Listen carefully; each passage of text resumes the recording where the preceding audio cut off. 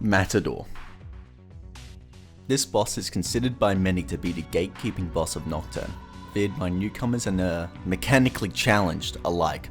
He comes with physical and force party-wide skills, buffs and debuffs, and the ability to one-shot people who aren't ready for him. Now, most people who play Nocturne will either quit, complain about Nocturne being hard, and then go back to whatever depraved game they came from, or they'll spend the next couple of hours running around in a shit water that inhabits the Great Underpass of Ginza, killing the same fucking demon over and over until they hit level 18, and then they'll go quickly fuse Inazumi and Nekomata. Hell, some people even just brute force him and hope to God they can beat him through luck.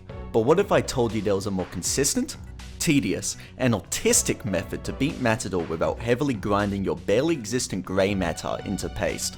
From the beginning of the game, you have to get two very important demons, Kadama and Huapo. Kadama, who despite already is a force-resistant demon, can get an ability called Anti-Force, which lowers all force damage on a demon. Meanwhile, Huapo can gain an important buff called Rakukaja, which will buff up your party's defense, allowing them to take less damage from Matador's abilities. Huapo is extremely good just before Matador anyway. She can use the skill Pesta to trade Mecha and items for Megiddo rocks. Around 3 Megiddo rocks can kill Spectre in just 2 turns. For Troll, who is arguably the easiest boss fight in the game, she can use the skill Sexy Gaze and keep him charmed for the entire fight.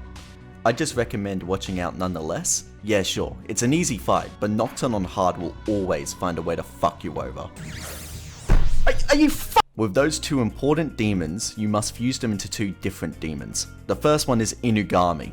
Yes, before I get shit for this, Inugami is weak to force. That's the point. I'll explain it later, but for now, fuse your Kadama with Anti-Force with another demon like Asperus and make your new cool sausage dog.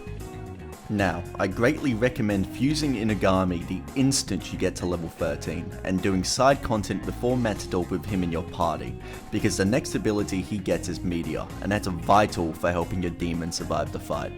The next demon you should fuse is a Nezuchi with your Huapo.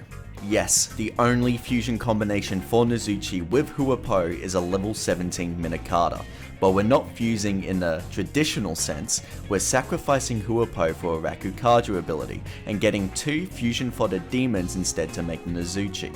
These 2 fodder demons can be acquired from Ginza, so make sure you sweet talk them enough to being fused into a fucking hairball with a stupid elephant trunk.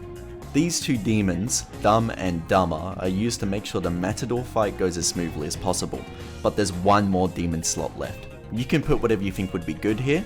Personally, for my theory testing, I took a Sadama with Sukukaja and Tarukaja.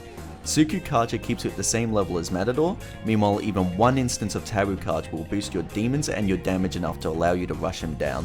Now you might be asking yourself, why did we fuse these animalistic abominations? Do you remember when I said Inugami is weak to force? Matador only has 1 damaging magic skill, Meizan. He can't individually hit our Inugami as much as he'd like. He'll want to hit the Inugami for the weakness proc, which will allow him to get more turns. The problem for him is that we have this fucking retard here, and this big-brained retard absorbs all force damage. When a demon absorbs any damage, they'll remove the enemy's press turns, and they can apply to the Demi-Fiend's party and the enemy. So when Matador casts Meizan to trigger Inugami's weakness, he'll also hit Nezuchi, who immediately absorbs the spell and cancels out Matador's turn. Now with our shit party ready, there are multiple other options that you can do before entering this fight. If you're playing on normal or willing to sell expensive items, you can purchase Kamudo. Kamudo is a physical resistant Magatama, which helps especially during the second phase or when Matador tries to tunnel for Demi-Fiend. If you've been looting chests properly in Max Kakazuchi, you can also trade some gems for a Dekakaja rock, which will be beneficial during the fight. Now that we've got everything prepared, tumble your way into the Matador fight and begin the perpetual suffering. Your first priority is to not attack Matador at all. Break all urges of hitting him and instead pass turn into maximizing your buffs and keeping your party healthy. You want Rakukaja, and Sukukaja if you bought it, maxed. Once your buffs are max, immediately normally attack Matador. Don't use any skills that can miss, because if they can, they will. You can also use basic spells like Agai and Bufu against this fight. Just don't use a force spell. Once Matador starts screeching at you, the second phase of this fight begins. He'll now try to use 3 new skills. The first and the most important one is Taunt. If he uses Taunt, give your Nezuchi a couple of those chakra drops and rebuff your defense back up. The second ability he'll start using is Andalusia. It shouldn't be a problem unless he uses his last new ability, Focus. If he pulls out a Focus and doesn't attack during his turn, immediately Deca Kaja him. He'll instead get distracted and he will waste his turn buffing himself back up again.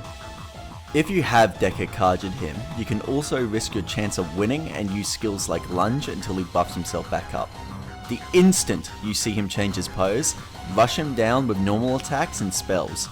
After that's done, you should be completely and totally dead. With Matador dead, you can now continue on until the next gatekeeping boss, Dante, or Rydal actually, since the new remaster is coming out in a couple of days. I'm not too exactly thrilled of the $100 price tag or the de novo, but giving people more availability to this game is good enough to warrant a fatless whale like me to give him more money. I mean, sure, you can ignore this strategy if you really want and just go download the Mercy and Expectation Map Pack DLC and go grind in there instead, but you won't do that, right?